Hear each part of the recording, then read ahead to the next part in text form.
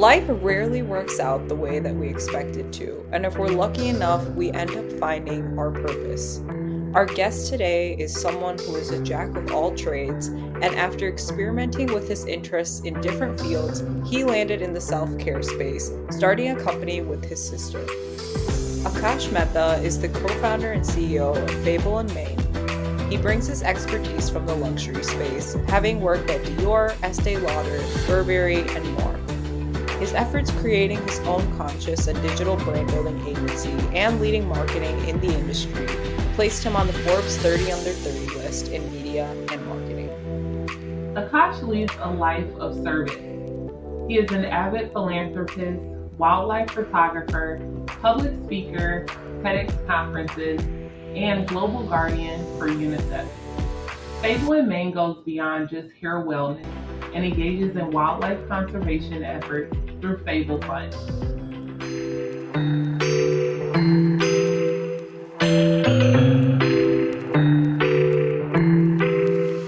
Welcome to the podcast, Akash.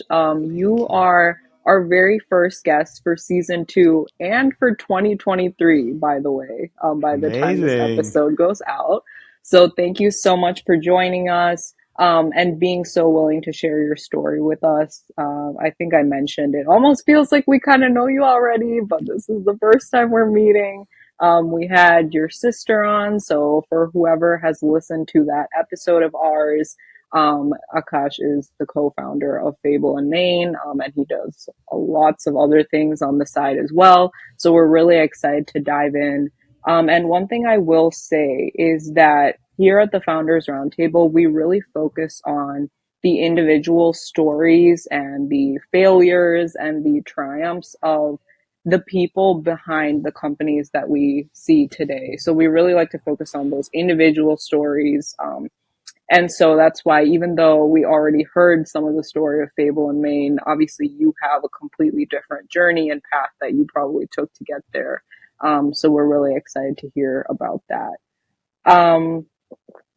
I think we want to start by talking about how lots of us have planned journeys that we think we're going to go on. And most of the time, actually all the time, the plans, they never go exactly how we think they're going to.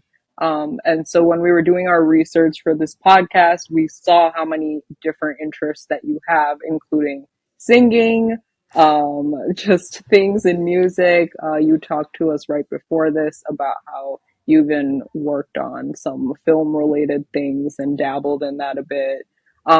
So you wrote down your potential career options as, engineering after you went to school for that, or music, or brand building.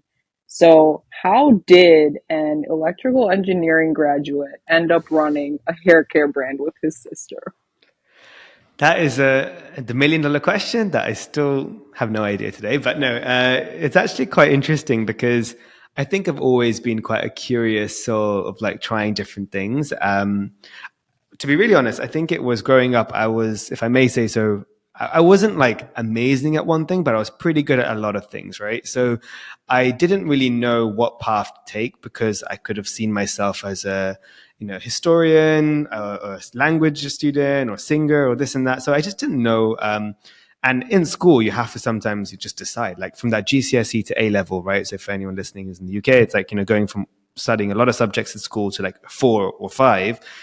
That does narrow down your playing field a bit. So I just was looking at my kind of grades, and at that time, everything I was kind of, I guess, excelling in at school, and it was the math and the science. And I thought, okay, typical Indian, like, okay, I'm a mathematician at heart. Can't take that away from me. So I actually studied math, further maths, physics, economics, and Spanish as well in my A level. And I think the natural path for my teachers were like, hey, like, this is the perfect mix for an engineer. And I didn't really understand what engineer was because, it was quite vastly, in my mind, quite broad as a career choice. So I thought, okay, let me get some internships under my belt and understand what this could look like. And I ended up doing a few internships like in BMW and Airbus. And from those, it was more like mechanical, electrical, electronic. And I thought, okay, that narrows it down a bit. and then physics and maths that made sense. So I actually thought this is my path. I could see myself one day, like the dream would be working for NASA or Apple. And lo and behold, okay, went to study that. It wasn't until like a couple of weeks into my degree, I was like, oh shit, like actually, this is not what I thought it would be. Like, this is really tough. But not only that, everyone around me is super smart. Like, they've been building computers since they were like 9 or 10. I can barely like, I can turn one on, but I could barely like operate one from that kind of angle. So I was like, I'm really just like not smart. And it was the first time in my life I went from like, I was like the 10A star, 5A star, like student, one of the top percentage of my school, to going to my uni and being like, I'm like getting 40s and 50% in my course. Like, I'm like not excelling. But I just about scraped year 1. So I was like, okay, cool. I think I got this. But then year 2, that's when, oh my God, that's when it all went downhill. And I was like, okay, it's actually the worst year too, because if you fail the first year, at least you can probably decide a new path by then. But if you fail the second year, it's like, that's like quite tough. So I actually ended up failing my second year at uni. And at that time, obviously I joke now, but it was really tough. Like, I remember being quite depressed. All my friends went a year ahead. This was the first big failure of my life. And I thought, wow, like, okay, if I'm going to start a new degree, by the time I reapply at that time, get in the next year, I would have done technically a full 3-year degree by that time I'm starting my first year. So how can I be 21 when everyone will be 17, 18? Like, that was just such a mind-blowing idea for me without even having anything, no degree under my belt. So I thought, okay, luckily I could just redo the exams. I took a year out. Studied, of course, for my free time, but I worked. I asked my father for some help and for getting some connections, and I managed to get an internship in the beauty industry and the fashion industry where my dad was working in Burberry. So it wasn't something I didn't really, I was kind of desperate. I was like, whatever it is, let's just try it. It's interesting. It's just curious. I'll try this. And I fell in love. And I was like, oh my God, I just want to quit already my degree and just work on this. But actually I realized if I do my exams, I've got 1 more year left. Let's just get that piece of paper because it is important. So I luckily passed. I went back, finished my degree, but I made a promise to myself. You're doing what makes you passionate and happy. You do what you're passionate about and what makes you happy in life, not what's good for me to tell my parents, my friends, or on a CV. And it was like the biggest blessing in reality. So if you ask me now, I'd give you $1 million if you want to go back and pass. I would say no. That sounds really crazy, but I would not be happy. If I passed, I guarantee you I would have been in probably a finance job, not finding my true passion. And sure, I might have had success, but it wouldn't be what I want to do in life. So to answer your question, Haircare, the fun fact about this was, so when I graduated, I managed to get an unpaid internship at Estee Lauder. And all my friends, again, were like kind of laughing, kind of like, oh, what's this guy doing? They were in their 6-figure salary jobs. But I was like, at this point, I already did my hardship, right? I already failed, already dealt with all of that. And I was like, I don't care. Tunnel vision. What makes me happy? I'm happy. That's the most important thing. And I knew if I was passionate, success would come in. I don't know when, but it would come. But it actually happened a lot quicker than I thought. And I actually saw an opening for, it was a social media manager role at the time, which is one of the first roles in that kind of period. But it was a manager role, so I'll take it.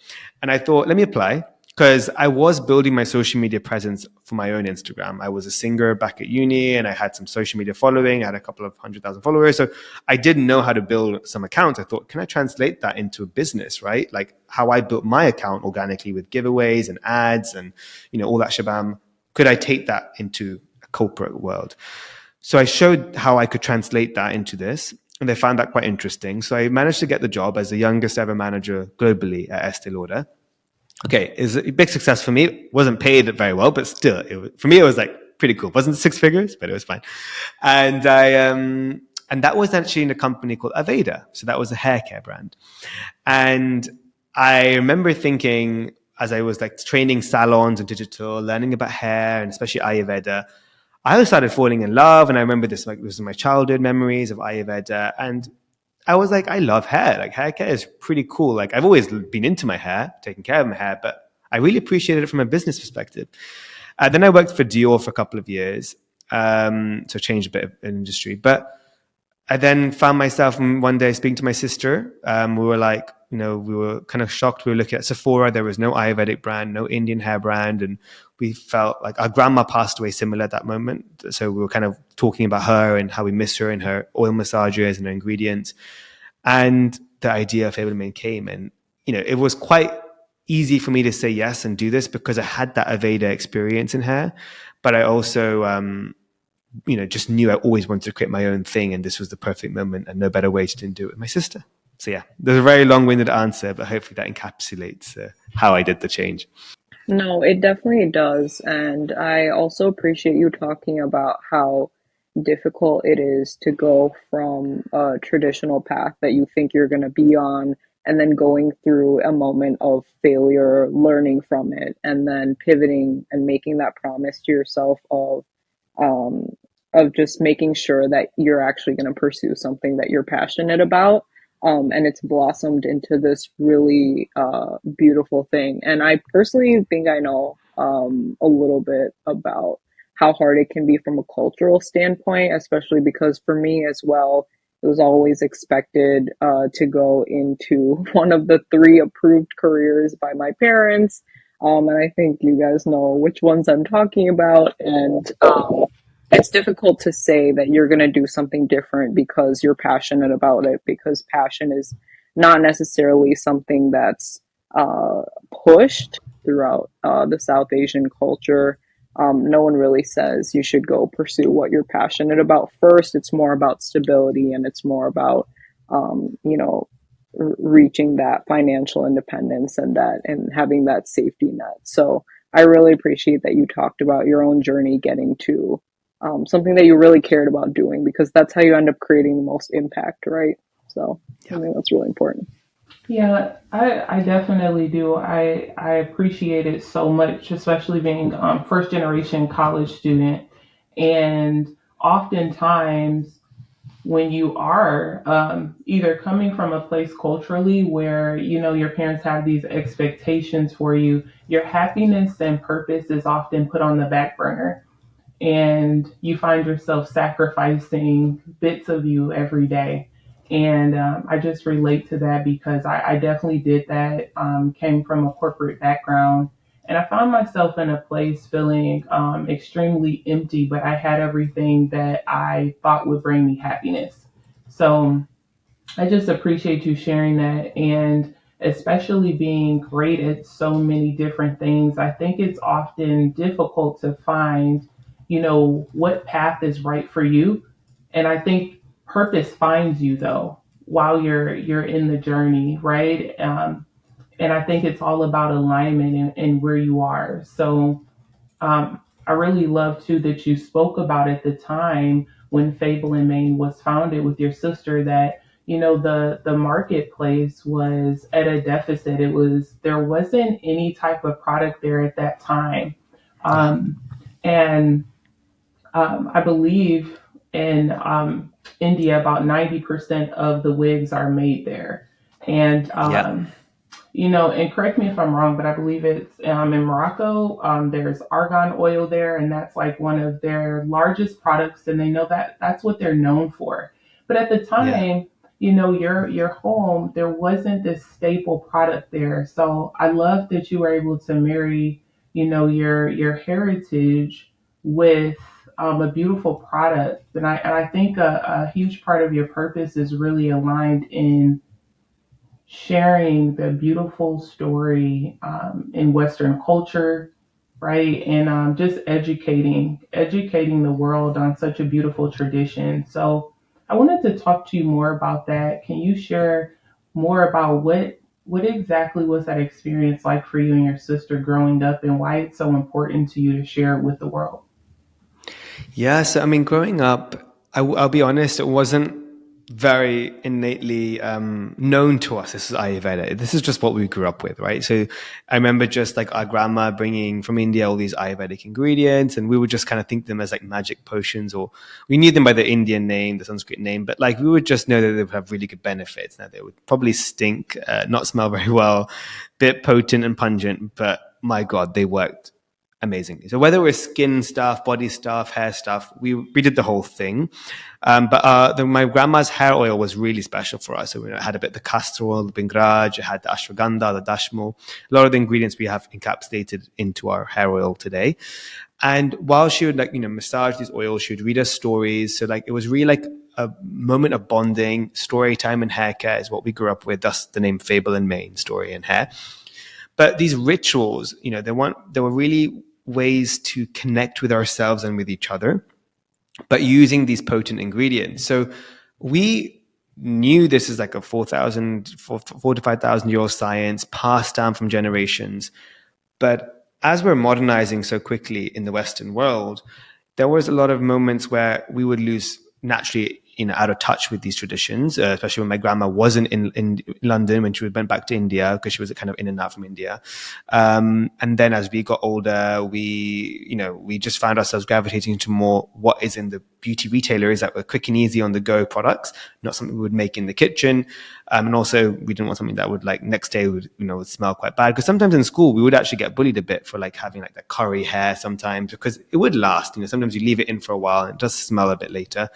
So sometimes I got to the point where I didn't want to put the stuff in my hair and I didn't feel empowered by it.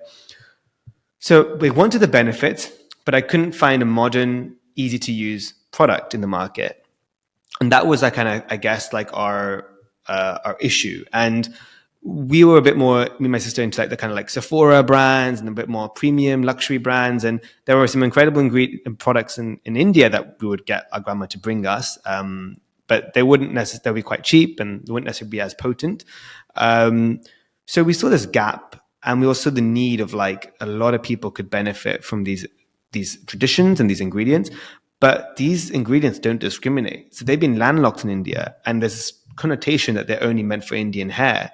But actually, these ingredients can work amazing wonders on all types of hair textures and hair types. They just need a little bit of love, nurturing, managing in a great modern lab with empowering scents that can make everyone be able to use them, and also educated quite simply, because people are not going to understand a lot of these Sanskrit words, right? We need to sometimes dumb it down a little bit. Even for me, I don't really speak Hindi, Gujarati fluently. So for me, I didn't even understand what these ingredients really do. So because they're quite new to us. So you saw this rise of certain ingredients coming into the world, like haldi, which is turmeric, and you have turmeric lattes. You get ashwagandha now coming into booster shots into your drinks, into your skincare. But there's an encyclopedia of thousands and thousands of Indian plants and herbs that are just proven to do wonders for the whole holistic system.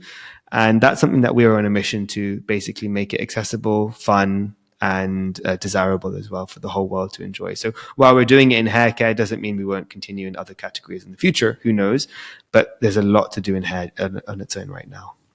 Yeah, I read that you guys had a viral TikTok, and one of the things you and your sister love about your community that you're building and customer base is that if they rub some of the oil on their body, it's a huge indicator of okay, well, maybe we should consider a body oil, and things like that. So I love that you all take that into consideration, because social media is so huge right now. And with that too, I think sometimes I wanted to know, how do you deal with us living in an era where social media portrays overnight success, and many may not know this, but at 22, you were one of the youngest hiring managers at Dior, and all of these things, and you never strayed away from hard work. So with that image of social media portraying that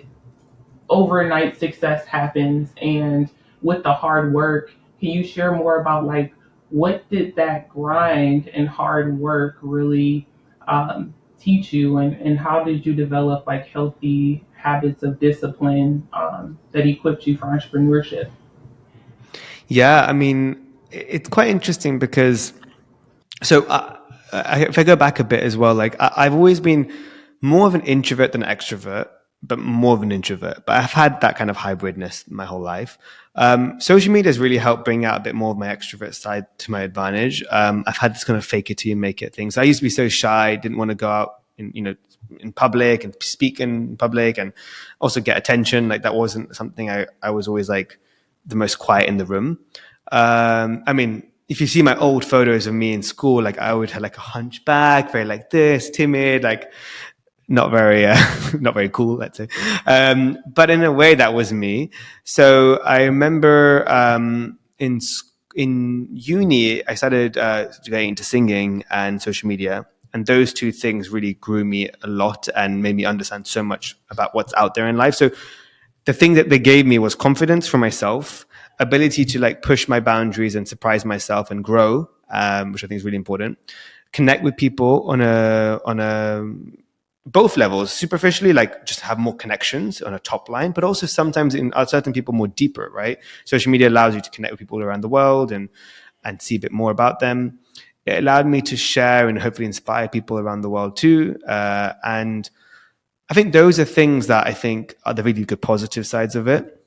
So my first, I guess, experience of like social media was like my agent at the time in music was telling me like I need to grow my following because it's going to help me get signed, etc. So I started putting covers on the internet, and some of them got viral. Some one on Facebook got millions of views, and that was like my first like, whoa, this is crazy, and all very positive. Obviously, I had a few negatives, but then that's normal. And then I started in real life busking, and that got me a lot of confidence because it's quite scary to go on the street and just sing in front of people. And then over time, when I got following and stuff, I started like learning, wow, there's so much love. This is amazing. Then I had this aha moment where I realized it can be quite toxic for the mind as well, right? You can get quite carried away in this like overconfidence. You can get very like overthinking about editing and photoshopping and this not perfect life. And I actually started doing some TED talks and some talks and conferences about mental health and social media. And from my own discovery of going deeper into it and speaking about it, I started also answering the questions myself. And I found out like social media has this addiction issue where you have this dopamine excretion because, like how you're in a roulette machine where you're winning, you're losing, same as your likes. You go like this and you're like, I got 2 likes, I've got no likes, I've got 15 likes. It's addiction. And actually, it was proven by a Cambridge study that people that were using their phone a lot got higher levels of, obviously dopamine, which actually is changes white matter in your brain. And actually, in a few years or a couple of years, we'll actually see that it's actually scientifically proven that changing in white matter in your brain does lead to like Alzheimer's and deficiencies at an early age. That's going to happen to us before we see it because we're still in that period. So we're not seeing the effects yet. But trust me, by like 50, a lot of people will be really affected by this. And I read a fact that 90%, like there was something like the population of USA, probably more than that, is actually got internet addiction disorder. And it's something that it just means we're addicted to the internet, which is pretty much, we can all put our hands up and say we are. Like how many times have you gone on your TikTok for like an hour, right? 2 hours, that's addiction. So I found this quite unhealthy. And then understanding, I did some polls to my social media audience. And then I was said, like, how do you feel when you scroll on Instagram and like 50% were happy, 50% were sad? And do you feel like you are demotivated when you see someone's success? And 50% was happy, 50% was sad. Like it was really interesting that we have this like very like weird, like we love it and we hate it. So it made me realize mindful consumption is the future of social media. And then I have to also be careful of not just consuming it, but also what I put out there. So mindful, I guess, posting was also important. So like I decided not to do paid posts for a while. I decided to not do, not post just for the sake of posting, all that kind of stuff. And yeah, so I find a good love for it now. I still have days where I could delete my Instagram tomorrow and be like, I'm happy, but I get days where I need it. It's important. It connects me. So I think it's just how to balance it. But overall, life with social media has definitely been to my advantage because obviously I've gone more confident. I had my jobs because of social media. I wouldn't have a job at Dior and Nestle if it wasn't for social media. And my brand today wouldn't be as big of a success if it wasn't for social media, especially with the pandemic. So use it to your advantage, but be mindful of how you're using it because if you don't keep an eye on that, it can be very dangerous. And I see a lot of people not mindfully consuming it, especially a lot of influencers. And it's not too late, but I'm a bit worried by some people using it in a bit too addictive way. Yeah. I think that's a great point. And I wanted to ask for anyone trying to start more mindfully consuming content today if they're listening to this, what would be your number one tip? Like if they wanted to start now and actually slowly make improvements? So I think my number one tip is measure your kind of just the time you're using it, because I think that's like a very, very important part is we have a tendency to like be on social media and not realize that we're on it for so long. And sometimes I look at my friend, like we were in Korea just now, and he doesn't have any following really. He has like a couple of hundred. But he was spending every train journey. I mean, like, these are 3-hour train journeys around Korea, deciding on where the font goes for his story, for like the recap. And he's like a photographer, right? But I was like, he kept on like going back, deleting it, going back again. And I was like, quite like angry, and I felt really infuriated. I was like, why are you this addicted for like honestly, maybe like 80 people would see a story, but he spent 3 hours deciding on which one story to post. And I thought he's not alone. There'll be so many people like that. And I used to be like that, to be honest, right? I remember when I used to post, I used to like send it to 10 people. Is it okay? Is it okay? Like, should I delete it? Should I, not very well. So I just mindfully look at my screen time. So I have a competition. I used to have a competition with my friend. Then now I'm pretty strong. I can do it without it. But we used to have like a competition when I was living in Paris, where we would send each other our screen time screenshots, and whoever had the lowest one on social media would get 20 euros from the other person. So it's probably not, it's still gambling, but for me, it's a productive gambling. So basically it was like, I was actually mindfully thinking, wow, like I looked at my week's time, like on Friday, and I was like, okay, I've gone over where I should have been. So Saturday, Sunday, I was like, no phone, and it helped me just to be mindful of my consumption. So looking at your screen time, if you have that kind of apps, and even holding yourself accountable, putting some parameters, maybe making a bet with your friend, whatever you got to do, that starts there first. And then when you're on the platforms, my tip would be listen to yourself, what makes you happy. So even if you're not, like, that poll was really helpful for people, but maybe do your own poll. Am I happy when I see people in Maldives, or am I sad? Am I happy when I'm posting and I get a lot of people commenting and liking? Or am I just like, what's the point? Do I even look at that? Like, why are we doing things? And no, you have the power on these apps. That's the one thing I have to give it to the platforms. You can mute content. You can unfollow people. You can not post, like, it's up to you. You can hide your likes now, so you don't have to care about your likes. I've hidden my likes just because I don't want to feel like I'm judged by a content based on the number of likes. It's, for me, mentally, I don't feel now any stress by posting something. Before I used to be like, oh, I know this won't get likes, I don't want to post it. That's just silly. So yeah, that's my little tips, how you mindfully use the tools that the platforms give you. And before that, just understand how long are you using the platforms in the first place. I think I can think of so many questions that I have about how you guys leveraged social media in a positive way to grow the brand. But before we get into that, we love origin stories here at TFR. And so I'd love for you to share your account of what it felt like to finally decide to leave your corporate job and do Fable and Mane full time, and all of the thoughts that went into making that decision, because obviously it's a big leap. It's not what you thought your intended path was to begin with, but it became your path. And so, yeah, we'd love to hear that story. Definitely. So basically, it all started at Dior. I had a great career that honestly, like, I had no plans to leave, and I knew my career in LVMH would be quite strong because I was quite close to my leadership team. So whether it was in Dior or moving to another LVMH brand, I had a path roughly set out for me.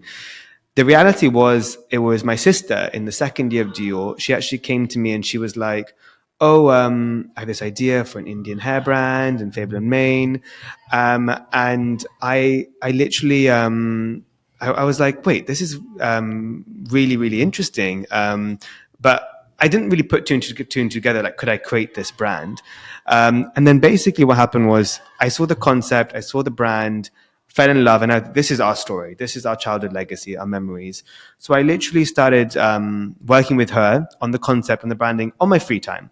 And I thought, like, I need to tell my CEO, I have so much respect for him. So I told him, look, I'm thinking about creating a brand. He was so receptive, so open. He said, look, if you do it in your free time, go for it. And have regular meetings with me and I can help you even. So he actually helped me a lot. He actually got the fragrance, for example, was made by Francois Demachi, who's the fragrance nose of Dior. So like even that was an amazing opportunity he gave me. Um, but yeah, so I kind of then started working on the brand, and we actually LinkedIn messaged Sephora with the concept and the brand name, and they fell in love. And I thought, wow, we might actually be able to launch in Sephora. This is crazy.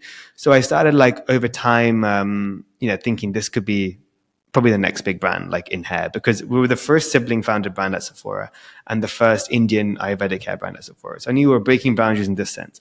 But I thought I could do both. So I did both for a while. I thought this was no problem. I can do it. Um, and then certain things were coming my way in Dior, and they knew that I was important for them longer term. So they kind of offered me some bigger roles. I was offered some CDO positions in other brands. And I was like, oh, I can be the youngest CDO ever at LVMH. That'll be amazing. So I really was like, no, let me just, like, that was my path. But then my sister, one evening when we come back from a Sephora meeting, she actually cried in the car and she's like, I need you to be the CEO. I need you to be full time. I need you to like just take this over with me. Like, I'll do the creative part, but I need you, please. Um, so then I literally was like, okay, like, I think I need to quit. So I went back to Dior the next day, quit, and didn't look back because I knew that was the moment. And it was quite sad at one point to like really say goodbye to my corporate career because I knew then I wouldn't go back again. But then what's better than creating your own brand? And you can normally not create your own brand easily. So I thought, okay, that this is worth it no matter what. And thank God I did. And now I haven't looked back. It's been the best journey. But, there's nuggets of inspiration there are like, it's okay to like wait a little bit, like try both, have that security in your job and just work extra hours at night, build a brand, proof concept, get your retailer secured, start your business plan. You don't have to like quit and then start it because that can be quite a lot of, yes, you can go quicker, but it's a lot of stress, a lot of, you haven't proved your concept yet, etc. But at the same time, I would also say it's important to not be be a bit fearless with it, like LinkedIn message, that's fine, like with a concept, like you don't know where you could get yourself in. So if you don't let anyone tell you what you can and can't do, like just try it and get the no before you get the no from others telling you, get the actual reality, try it yourself, just do it. So that's what I did. Because a lot of people were like, you're not ready. Even like people very senior were like, no, don't do it like that. It's not right. But thank God I tried it because we ended up doing it, right? I'm sorry, just he breezed by that LinkedIn message because I think that's a big deal. So I was wondering if you could just share more about how you and your sister actually pitched to Sephora. Like, how did you get that opportunity? Yeah, so we actually just literally, it was a LinkedIn message first, just to Sephora with the brand book concept in the name. They honestly, we had it was like a junior merchant. So we didn't think it wasn't someone too senior, but it was someone like the right person just to like see it through. They actually replied, they said, we love this concept. Like, are you coming in town anytime soon? We were like, we're coming next week. Jokes, we actually just booked it, right? But we literally presented it, not really anything there, not really any sample or anything, just like some initial like mock-ups and some stuff. But they loved the concept. So can you come back with a bit more preparation? Like, I mean, like get your samples because here's some feedback we have.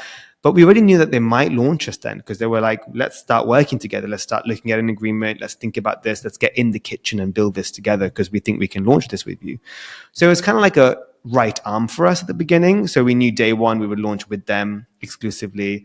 And they've been the best partner ever since. It's been such a dream. Like we've actually kept our exclusivity with them. We have all these other retailers wanting to launch with us, but in the US especially, but we've stayed with them and they help us so much in building the brand. But yeah, a LinkedIn message can go a long way. So yeah.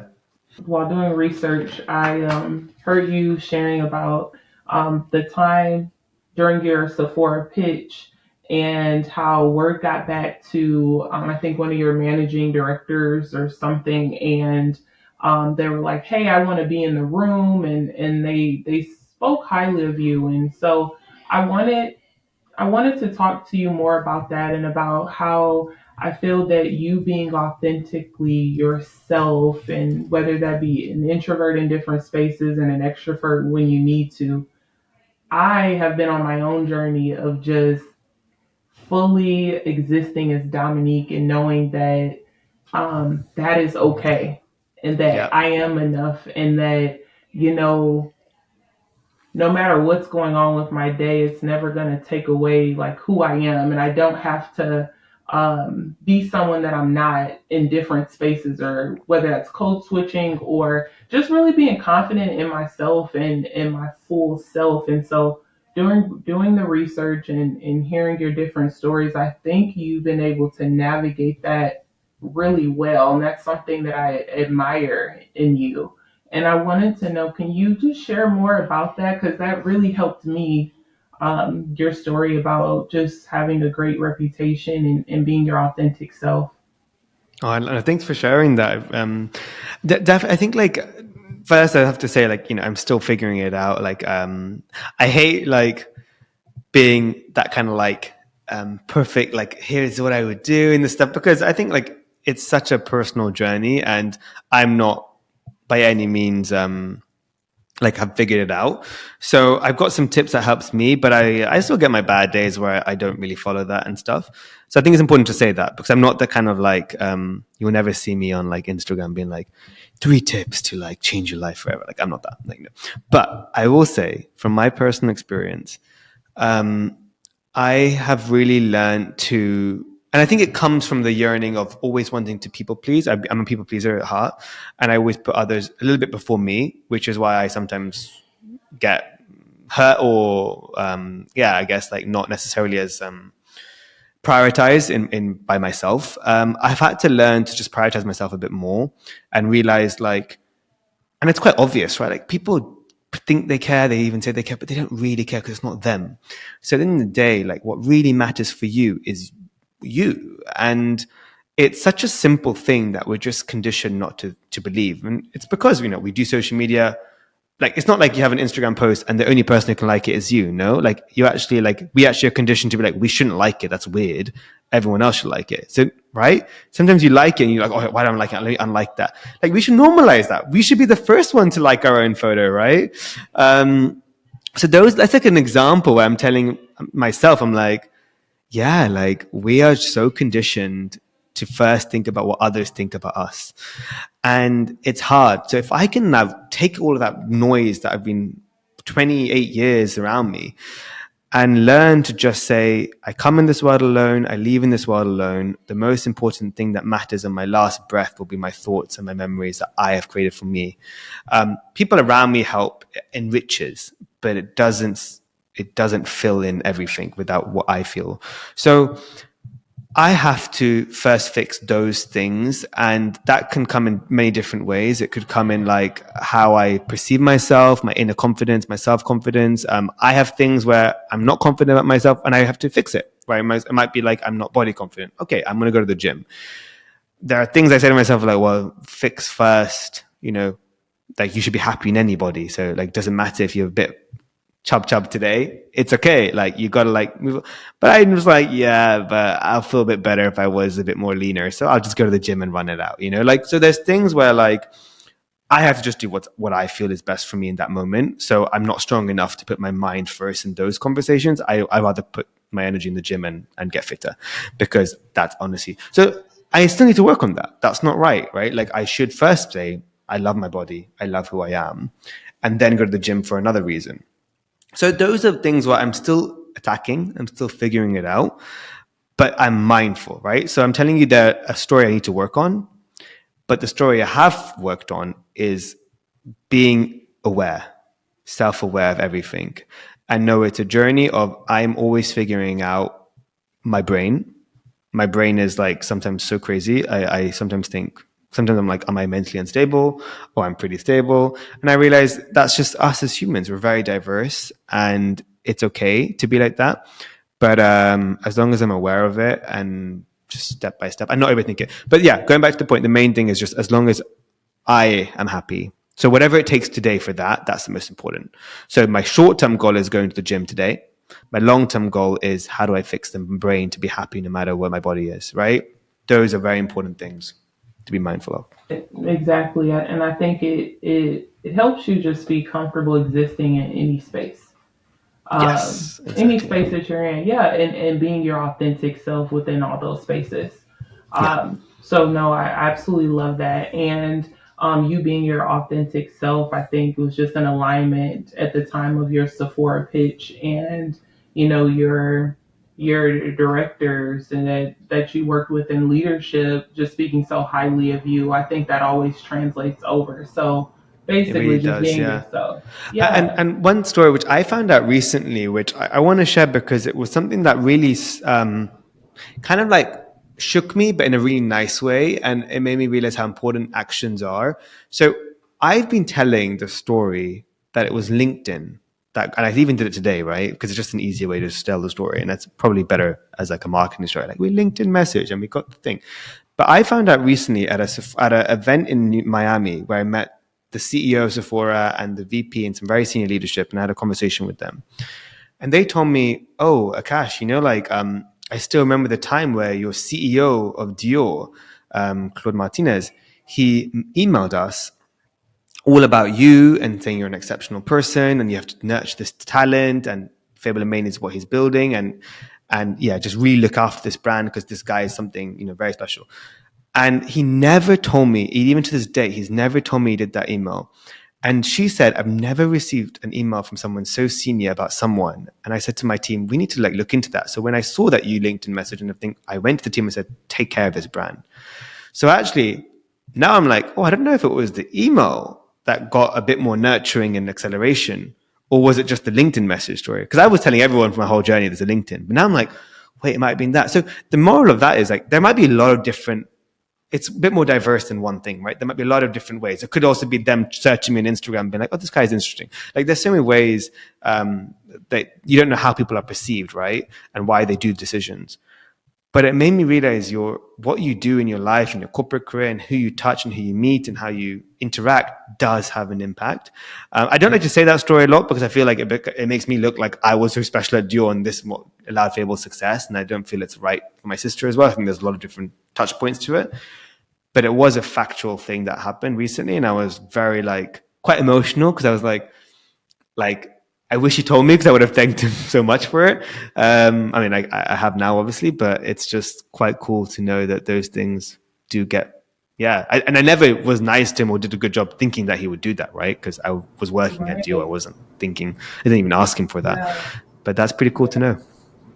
Yeah, man, I think that's a beautiful story. I think it just ties back into being somebody that's pure-hearted and going into different spaces and existing and showing up with just pure intentions. I think it's the small things on the daily basis that us just being us, you not really paying attention to it, but I think that adds up, and I think people notice, and I think on top of hard work and operating in a spirit of excellence. Um, you don't have to be perfect every day, but you can operate in that spirit, right? So I just Exactly. think, yeah, I think that adds up and I think that matters. And so I just think it's just a beautiful story. And speaking of excellence, I was rushing to Sephora one day, like in May, I think, and still hadn't tried your guys' products. And so I was like, if we actually get Akash on this podcast, I definitely want to have tried the products because when we had Nikita on, we had not, I don't think either of us had tried it. So the Yeah. shampoo, oh my gosh, it's amazing. The shampoo and Uh, conditioner is what I ended up Thank trying. you. And So appreciative that you went and supported because that's also huge for us. So thank you. Thank you. But yeah, that's so cool to hear. You like the shampoo conditioner. yes, no, it is seriously awesome. I'm like, I cannot go back to any other shampoo. So you guys That's really very did nice do to an hear. amazing job with your like Oh, thank you. I owe that fragrances. all to Nikki. She is the creative genius behind the product. And I mean, it annoys me because she has so many revisions. It's very expensive to make and all that kind of stuff, but it's good stuff. It's good stuff in there. So yeah. It really is. And Yeah. and we wanted to, I think she had mentioned like before you guys were about to expand into Sephora Middle East. Yeah. But obviously Dubai is like a it's like a huge space when it comes to like luxury and like luxe products that are really well made and things like that. And I think you guys Yeah. launched in the biggest mall or something like that there. Is that right? Yeah. Yeah, we did Okay. Dubai Mall. It was, I think, the most proudest moment of our career so far because we had the Dubai Mall window. So Sephora Dubai Mall is the biggest Sephora in terms of footfall traffic revenue in the world. And obviously Dubai Mall is the biggest mall in the world.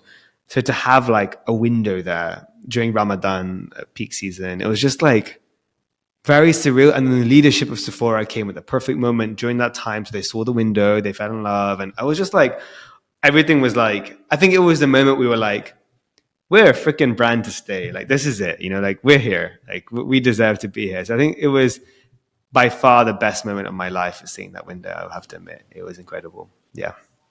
Yeah, I think we were both curious to know if you had ever envisioned your prior roles in the luxury spaces that you were working at, Dior, Burberry, Estee Lauder, things like that, just creating these amazing global opportunities for you. Like, did you imagine that that No, would ever happen, or were there I any just, skills? Yeah. I mean, I knew like, I knew over time the barriers of entry to create a beauty brand were lower because the need for new founder-led brands were increasing, right? So Sephora and the market would be more open to like this. And you saw this a little bit from influencer celebrity brands coming into market, but then there was a little shift happening in 2019, 2018, where it was like, oh, I really like these like Sol de Janeiro, Tatcha, Youth to People, these like very indie beauty brands. So, and it was like when I looked at Sephora, I was seeing like, Dior, YSL in Sephora Instagram, but then I saw these like Youth to People and like Huda and this and that. And I was like, this is pretty cool. These like newbies coming in, like kind of on the same page. But I never thought, obviously, I would create a brand. When I saw Fable Mane start to come to life and then I saw Sephora interested, I thought, wait, this could be this. And I actually like, when I first saw the name and the branding from the logos we were creating, everything, I actually like, personally, even though we created it, I fell in love. I was like, this is damn cool. Like, this logo is so nice. The name makes sense. Like, I was excited by it all.